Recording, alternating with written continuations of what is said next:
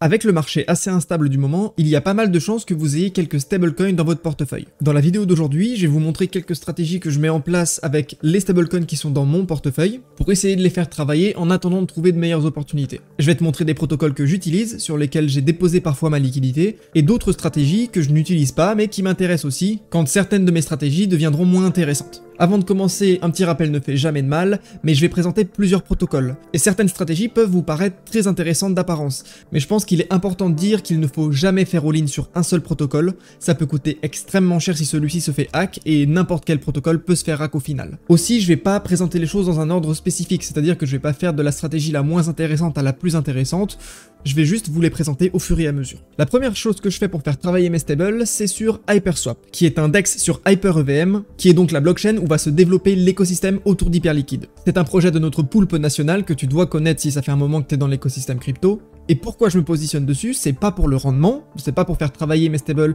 comme on pourrait le faire sur d'autres stratégies.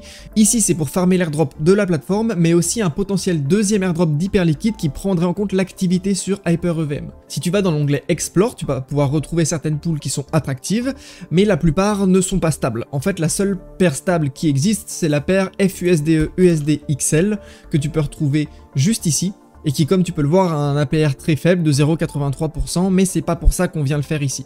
Concernant les stables de la pool, il y a d'abord le FEUSD qui vient de Felix, un fork de Liquidity V2 sur lequel tu peux déposer des tokens hype et emprunter de l'FEUSD contre ces tokens hype. Et il y a aussi l'USDXL qui est un stablecoin déployé par Hyperfi, un collectif bien connu sur Hyperliquid. J'ai pas beaucoup poussé les recherches sur l'USDXL, donc attention on sait jamais, mais personnellement je n'y ai pas une très forte exposition comparé à mon portefeuille. C'est simplement que je le fais parce que c'est un protocole qui m'intéresse et l'écosystème Hyperliquid m'intéresse tout autant. Un deuxième protocole intéressant selon moi, c'est Resolve. J'ai déjà présenté ce protocole dans une vidéo dédiée, mais je vais quand même repasser sur ce qu'il est possible de faire, puisque ce serait dommage de passer à côté. La première chose à faire, c'est farmer l'airdrop, donc simplement aller dans la catégorie points du site et voir ce qu'il est possible de faire pour gagner des points.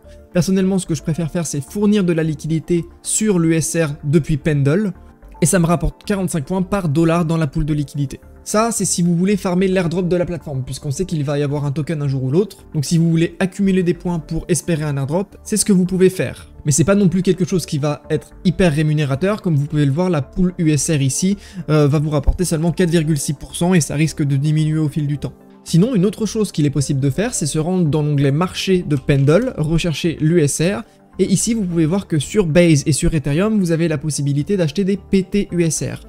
Qu'est-ce que sont les PTUSR? C'est tout simplement des tokens qui vont garantir votre yield, donc ici environ 8,7% sur la blockchain Base, puisque ici on a 10,1 mais la maturité arrive très bientôt, dans 10 jours, donc ça ne vaut pas le coup de s'exposer à celui-là. Mais vous pouvez garantir un rendement de 8,77% sur vos stablecoins, et c'est un chiffre annuel évidemment.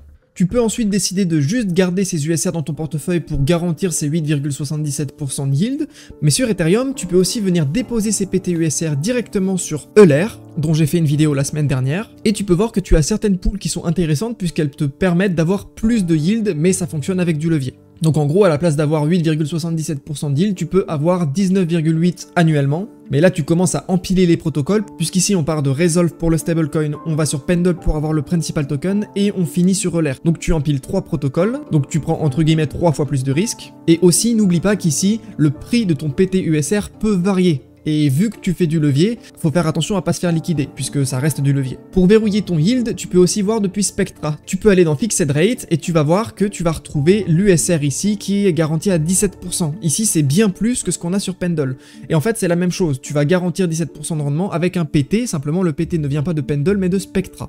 Après, encore une fois ici, la date de maturité arrive dans 16 jours, donc c'est pas la pool la plus intéressante, puisqu'en fait elle va bientôt disparaître, mais il y en aura sans doute une qui va être ajoutée par la suite. D'ailleurs en fait, il en existe déjà une, dont la date de maturité est fixée au 26 juin, mais comme tu peux le voir, le yield est un petit peu moins intéressant, de 10,5%, ce qui reste toujours supérieur à Pendle. Un autre protocole intéressant pour faire travailler tes stablecoins, c'est Pool Together. C'est un protocole qui va redistribuer le yield sous forme de loterie. Tu peux aller dans l'onglet Vault et puis Stablecoin pour voir quelles pools sont des stablecoins. Et tu vas voir que tu as plusieurs vaults. Et en fait, tous ceux qui viennent déposer leurs fonds dans un vault, par exemple ici le vault AAV sur Optimism, les fonds que tu viens déposer dans ce vault vont être par derrière déposés sur AAV pour générer du yield. Et tout le yield qui sera généré sera redistribué à tous les participants de la pool de manière aléatoire. Donc si tu as de la chance, tu peux toucher bien plus que le yield de base. Tu peux voir qu'ici tu as les pourcentages de chance de victoire. Par exemple, si tu viens déposer, admettons 1000 USDC, alors tu as environ une chance sur 3 de gagner par semaine. Et plus tu viens déposer, plus tu vas augmenter tes chances. Tu vois que si je dépose 5000, cette fois j'ai presque une chance sur une de gagner. Tu peux voir les pools qui t'intéressent en cliquant sur stablecoin pour avoir que les stablecoins. Personnellement, une pool qui est plutôt attractive en ce moment, c'est la WXDAI sur la Gnosis Chain, puisqu'elle te permet de gagner jusqu'à 15 000 $, et qu'il y a pas mal de chances de gagner. Donc tu peux voir que si je dépose par exemple 1000 $, tu vas avoir une chance sur 1,17 chances de gagner. Et si tu déposes 5000, alors tu auras une chance sur une, donc tu gagneras chaque semaine.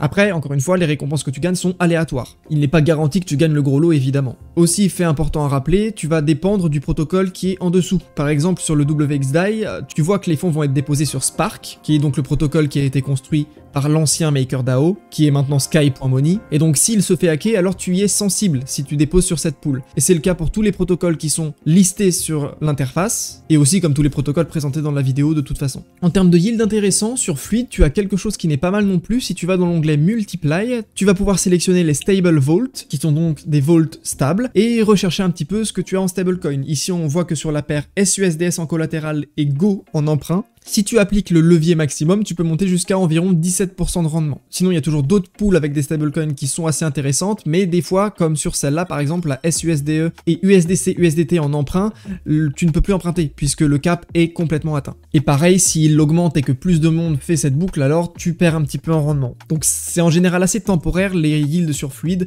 mais si jamais tu veux t'y exposer, tu peux. Récemment déployé sur Avalanche, il y a aussi des incentives à aller chercher du côté de l'air, qui restent jusque début mai.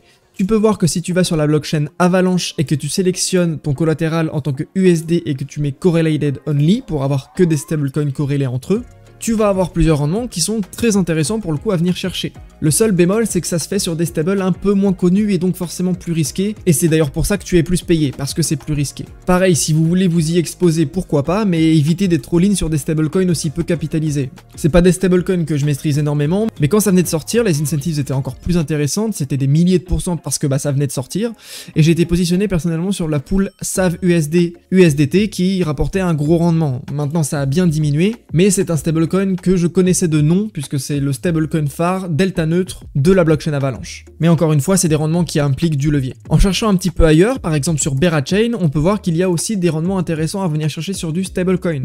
Par exemple, en bouclant sur les paires USDC ONI. Tu peux voir qu'à l'écran, que si tu fais la boucle maximum, tu arrives à un peu plus de 26%. Et tu peux voir aussi qu'il y a des gros rendements sur les vaults contenant du NECT, qui est donc le stablecoin de Beraboro, un fork de Liquidity V2 sur Berachain. Mais la plupart du rendement est payé en C-Pollen. Et le C-Pollen, le gros désavantage, c'est que tu peux le voir dans la documentation. Il est certes redeemable 1 pour 1, mais il y a une partie qui reste lockée 1 mois. Donc faut prendre ça en compte dans l'équation, c'est pas liquide. Après, évidemment, il faut aller faire tes propres recherches de ton côté. Par exemple, si tu veux t'informer sur le SRUSD, qui est donc le stablecoin de réservoir, certes le rendement est intéressant, mais faut voir après si le stablecoin tient la route ou pas. Si tu veux pas utiliser de levier, c'est aussi possible. Dans l'onglet Lend, tu peux voir que si tu tries par stablecoin, tu vas avoir les stablecoins avec un certain rendement, et ici tu t'exposes à aucun levier. Sur Avalanche et sur toutes les blockchains dispo sur Euler, c'est disponible. Et si on va voir sur Avalanche par exemple, et que tu sélectionnes encore une fois que les stablecoins, tu peux voir que le SAV USD te rapporte à peu près 16,44% juste en venant de déposer sans levier. Si on va voir du côté de la blockchain Sonic, on a Rings, un protocole de stablecoin avec le SCUSD, qui place le collatéral utilisé pour le mint dans des vaults VEDA pour avoir du rendement pour ceux qui le stake. Il peut aussi être lock, si on lance l'application, tu peux voir qu'il y a un onglet lock où tu peux lock des stablecoins pour augmenter ton rendement, mais je pense pas que ce soit vraiment la bonne idée puisque personnellement je n'aime pas du tout lock mes stablecoins, et je préfère les garder liquides. Comme tu peux le voir, il y a aussi moyen de verrouiller son rendement sur Pendle et sur Spectra, et il y a aussi la possibilité de venir boucler les principal tokens que tu peux avoir sur Pendle sur Euler, encore une fois. pour un rendement max de 28%. Tu le vois ici, le Vault contient du PTWSTK-SCUSD, c'est compliqué à dire, et c'est en fait ce que tu retrouves juste ici. Donc tu peux les acheter en cliquant sur PT, encore une fois, tu fais l'acquisition de ce principal token, et tu viens ensuite sur Euler pour le déposer, et potentiellement boucler, puisqu'ici tu peux voir que le rendement est quand même assez supérieur au rendement que tu as de base. Si tu veux des positions un peu plus safe, tu peux toujours venir déposer tes stablecoins sur AAV, sauf qu'en ce moment les rendements sont vraiment pas élevés pour le coup, ou sinon tu peux venir dans l'onglet Stake et acquérir des Go pour les mettre dans le Safety Module, puisqu'aujourd'hui le Stake Go paye environ 11,5% avec mérite, mais par contre tu as un cooldown de 20 jours si tu veux sortir. Ou alors tu peux sortir instantanément contre 1% au total de ta position. Cependant, ça aussi c'est temporaire, puisque bientôt le Stake Go va être changé et ne va plus faire partie du Safety Module, du moins pas sous cette forme-là, puisqu'on a la mise à jour Umbrella qui arrive bientôt. Donc pareil, je sais pas si c'est la meilleure idée de le faire maintenant. Par contre, comme tu peux le voir sur le forum de gouvernance, on va bientôt avoir des principal tokens de Pendle directement disponibles sur AAV. Donc il y aura certainement des montages intéressants à faire en venant déposer ces principal tokens et en empruntant du stablecoin normal. Je te montrerai certainement certaines stratégies intéressantes à faire sur mon Twitter, donc n'hésite pas à aller me suivre là-bas. Enfin, c'est pas le cas actuellement, mais je garde un œil sur le hub de Berachain pour voir si certains validateurs décident de rediriger leur pouvoir de vote en BGT vers des paires stables, mais pour l'instant il n'y a pas grand chose d'intéressant, du moins personnellement je le trouve pas, si ce n'est peut-être sur Infrared, tu as une pool comme tu peux le voir de Stack & Nectar de chez Beraboro qui rapporte 143% d'intérêt par an. Et en fait c'est ni plus ni moins que la stability pool de Liquity, mais appliqué à Beraboro puisque c'est un fork. Donc ici c'est vrai que tu as un rendement plutôt intéressant, mais c'est pas vraiment un stablecoin, c'est une stability pool, donc c'est pas exactement la même chose, ça peut être effet à variation, donc voilà. Mais c'est vrai que je garde quand même un œil, voir si certains validateurs vont décider de rediriger un jour ou l'autre vers des paires stables, mais comme tu peux le voir c'est pas le cas actuellement, il y a vraiment très peu de rendement sur les paires stables sur Berachain. À moins que j'ai loupé quelque chose sur d'autres protocoles, mais en cherchant bien, j'ai quand même pas trouvé. Enfin, tu as par exemple le HLP Vault de Hyperliquid, pour ceux qui sont chauds malgré les problèmes récents. Personnellement, c'est pas quelque chose auquel je veux m'exposer, mais ça peut être rentable si ça fonctionne bien et qu'il n'y a pas de problème. Mais comme on l'a vu, ça fait déjà 2 fois qu'il y a des problèmes, donc là, niveau confiance, c'est moyen. En tout cas, n'hésite pas à me dire si j'ai loupé quelque chose et qu'il y a des stratégies tout aussi intéressantes ailleurs sur d'autres protocoles. Je suis preneur, ça pourrait être hyper intéressant d'en discuter. Si la vidéo vous a aidé et qu'elle vous a plu, n'hésitez pas à la liker, à vous abonner et à commenter, ça fait toujours plaisir et ça aide beaucoup. N'hésitez pas non plus à me suivre sur Twitter, c'est là-bas que je poste des petits trades intéressants sur certaines stratégies que je vais pas expliquer en vidéo, donc ça peut vous intéresser. Et sur ce, moi je vous dis à très bientôt pour une prochaine vidéo. Ciao ciao.